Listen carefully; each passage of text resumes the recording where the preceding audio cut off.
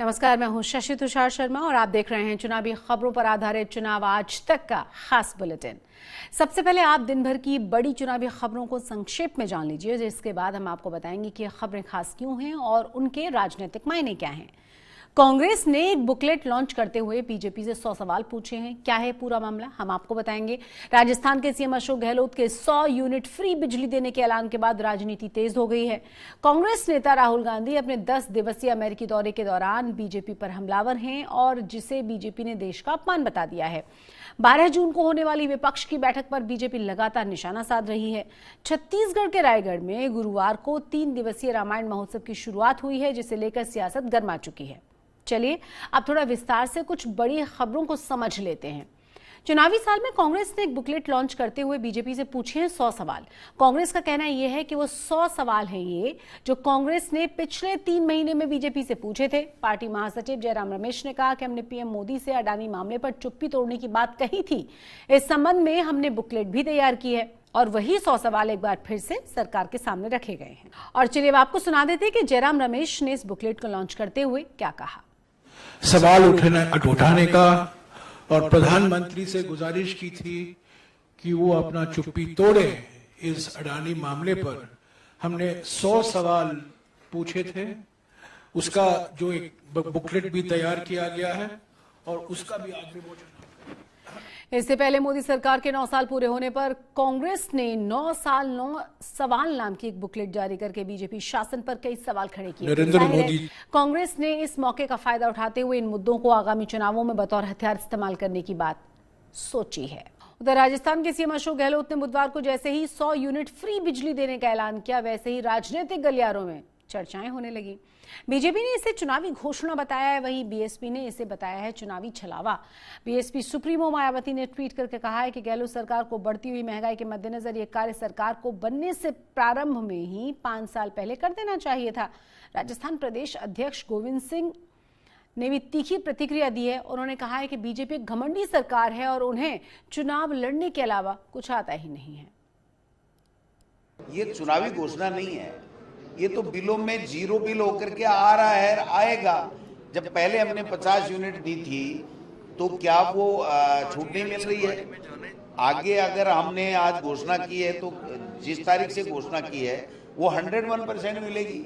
एक भी व्यक्ति के राजस्थान के को कोई पैसा नहीं देना पड़ेगा, जो हमारे मुख्यमंत्री जी ने और हमारी सरकार ने जो घोषणा कर दी है। अब ये तो देखो, बीजेपी तो बोले बैसपा की मायावती जी जो बीजेपी का टूल बनी हुई हैं, वो टिकटें तो पूरे लिफाफे खाली उनको दे देते हैं और आज ये कह रहे हैं कि ये तो 5 साल पहले कर देना चाहिए था। मैं समझता हूं कि इससे बड़ा दुर्भाग्य नहीं हो सकता। ये घमंडी अहंकारी सरकार है, इसको जनता से कोई वास्ता नहीं है। कल देश के प्रधानमंत्री जी आए, एक फूटी कोड़ी दे गए हो तो बताइए। एक दूसरे के मंच के ऊपर है, बीजेपी के नेता एक दूसरे के कोने मार रहे थे, एक दूसरे को आगे पीछे कर रहे थे। कोई किसी का कपड़ा खींच रहा था, कोई किसी की साड़ी खींच रहा था। उधर कांग्रेस नेता राहुल गांधी ने अपने 10 दिवसीय अमेरिकी दौरे के दौरान बीजेपी पर कई बार निशाना साधा है। राहुल गांधी ने कहा कि बीजेपी ने सभी संस्थाओं पर कब्जा कर लिया है। उन्होंने ये भी कहा कि बीजेपी ने कश्मीर यात्रा के दौरान कई बार उन्हें धमकाने की कोशिश की। बीजेपी ने इस पूरे देश का अपमान बताया है इसे। वहीं उद्धव गुट के नेता संजय राउत ने राहुल गांधी की यात्रा को ऐतिहासिक बताते हुए उनकी तारीफें की हैं। सुनिए संजय राउत ने कहा क्या है। तो राहुल गांधी, क्या आपकी बात हिंदुस्तान में नहीं सुनते हैं क्या आपको विदेश जाके भारत की आलोचना करनी पड़ती है? विदेश में देश की आलोचना कम, अपनी बात कहते हैं आप, लेकिन आपने भारत की प्रतिभा और भारत की छवि को बदनाम करना राहुल गांधी ने अपना लक्ष्य बना रखा है विदेश में। तो देश न सुनता है न सुनेगा। उनकी जो सभाएं वहां हो रही है, उनको बहुत बड़ा रिस्पांस वहां के लोगों से मिल रहा है और उनके भाषण सुनने के लिए जो लोग आ रहे हैं वो भाड़े के कट्टू नहीं है, वो कोई इवेंट नहीं है, लोग अपने आप आ रहे हैं। और राहुल गांधी बहुत बड़े, मैं उनका भाषण सुन रहा था, फॉर्म में है, तो मैं ये मानता हूँ कि उनकी हिम्मत है कि उनका संसद का सदस्यत्व खत्म हो गया, फिर भी एक नेता जो है वो अपनी लड़ाई देश और विदेश में लड़ रहा है तो उनका कहना ठीक है, जब संकट आता है तो संकट एक अपॉर्चुनिटी होती है। दरअसल 2024 में बीजेपी को मात देने के लिए सभी विपक्षी दल एकजुट होने की कोशिश कर रहे थे। ऐसे में सभी विपक्षी दल सुर से सुर मिलाने की कोशिश में भी जुटे हुए हैं। इधर 12 जून को होने वाली विपक्ष की बैठक पर लगातार बीजेपी हमलावर है। बिहार बीजेपी अध्यक्ष सम्राट चौधरी ने चुटकी लेते हुए कहा है कि विपक्षी दलों की विचारधारा अलग है, विपक्षी कभी एकजुट नहीं हो सकते। उन्होंने कहा कि नीतीश कुमार अप्रासंगिक हो चुके हैं। कहीं विपक्ष को कहना है कि बीजेपी उनकी एकता को देखकर बुरी तरह से डर गई है। कितना सफल हो पाएंगे यह सवाल नहीं कीजिए, यह तो सफलता का ही ना उदाहरण है। आज जो आप देख रहे हैं कि 12 तारीख को विपक्षी का जुटान पटना के अंदर हो रहा है, यह तो सफलता का ही उदाहरण है। तो निश्चित रूप से हम लोग इसमें सफलता पाए हैं और माननीय मुख्यमंत्री जी का यह अभियान सफल माना जाएगा। और 12 तारीख के बाद की बात छोड़ दीजिए, भारतीय जनता पार्टी तो बहुत पहले से ही, जब इस काम का शुरुआत मुख्यमंत्री जी के द्वारा किया गया और जितने विपक्षी नेताओं से उन्होंने जाकर के मिलने का काम किया और उनका जो आश्वासन मिला, समर्थन मिला है, तो भारतीय जनता पार्टी तो पहले से ही डर चुकी है और डर के साए में जी रही है। आने वाला समय को बात छोड़ दीजिए, 2024 में जो होगा वो तो होगा ही, उसमें तो निश्चित रूप से भारतीय जनता पार्टी जड़ से उखड़ने जा रही है, सत्ता में वो लौटने वाली नहीं है। देखिए, एक चीज बड़ा स्पष्ट है, बिहार में कोई एकजुटता का कोई सिंबल नहीं बनने वाला है।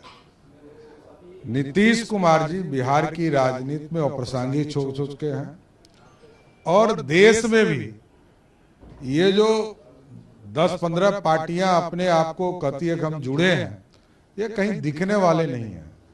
सिर्फ और सिर्फ देश में नरेंद्र मोदी जी हैं और दूसरी कोई पार्टी एकजुट हो ही नहीं सकती है। सबके अपनी विचारधारा और अपना चेष्टा है कि हमको किस पद पर जाना है। कन्हैया कुमार और तेजस्वी यादव का एक मंच पे नहीं आना क्या संकेत क्या दे रहा है? अरे ये लोग कोई फैक्टर ही नहीं है। फैक्टर नीतीश कुमार अप्रासंगिक हो चुके हैं। लालू प्रसाद जी का वोट है, इससे अधिक बिहार में और कोई रोल ही नहीं है। आपको लगता है कि जो 12 जून की मीटिंग है वो बड़ा मैसेज दे पाएगी बिहार?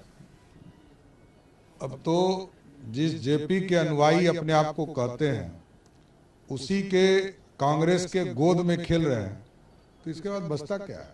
चुनावी राज छत्तीसगढ़ के रायगढ़ में गुरुवार को 3 दिवसीय रामायण महोत्सव की शुरुआत हुई है, जिसका शुभारंभ छत्तीसगढ़ के सीएम भूपेश बघेल ने किया।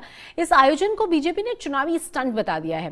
कांग्रेस ने इस पर पलटवार करते हुए कहा है कि बीजेपी केवल चुनाव के वक्त में भगवान राम को याद करती है। इस महोत्सव की शुरुआत से पहले ही इसको लेकर राजनीति शुरू हो चुकी है। चलिए आपको सुनाते हैं कि वहां के मुख्यमंत्री भूपेश बघेल ने क्या कहा है इस पूरे मामले पर। वो असुरक्षित महसूस कर रहे हैं क्योंकि राम तो आदि और अंत दोनों हैं। छत्तीसगढ़ से उनका विशिष्ट नाता है। वो कौशल्या के राम हैं, वो सबरी के राम हैं, वो हमारे भांचा राम हैं। हम लोग अनेक रूप में उन्हें देखते हैं, पूजते हैं, स्मरण करते हैं।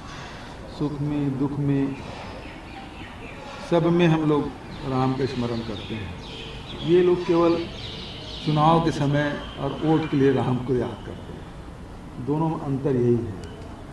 और इसी के साथ चुनावी खबरों पर हमारी इस खास पेशकश में आज के लिए बस इतना ही। चुनावी खबरों से जुड़े हर अपडेट के लिए आप जुड़े रहिए चुनाव आज तक के साथ और चैनल को सब्सक्राइब करना बिल्कुल ना भूलें। नमस्कार।